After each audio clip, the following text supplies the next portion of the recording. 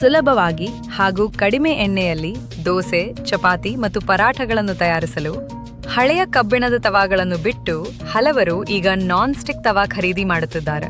Non stick ತವಾಗಳಿಗೆ ಮರದ ಸೌಟುಗಳನ್ನು ಬಳಸಬೇಕು.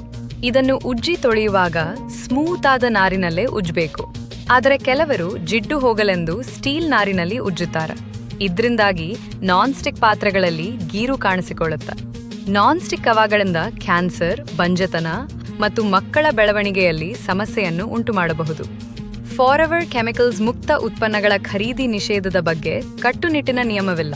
ಹೀಗಾಗಿ ಗ್ರಾಹಕರೇ ಎಚ್ಚರಿಕೆ ವಹಿಸುವುದು ಅನಿವಾರ್ಯ. ನಾನ್ ಸ್ಟಿಕ್ ಬದಲಿಗೆ ಹಿಂದೆ ಬಳಕೆ ಮಾಡಲಾಗುತ್ತಿದ್ದ ಕಬ್ಬಿಣದ ಪಾತ್ರೆಗಳನ್ನು ಬಳಸುವುದು ಅತ್ಯಂತ ಸುರಕ್ಷಿತ. ಇನ್ನು ನಾನ್ ಸ್ಟಿಕ್ ಪಾತ್ರೆ ಬಳಸುವಾಗ ಲೋಹದ ಸೌಟುಗಳ ಬದಲು ಮರದ ಅಥವಾ ಸಿಲಿಕಾನ್ ಸೌಟುಗಳನ್ನು ಬಳಸಲು ಮರೆಯದಿರಿ.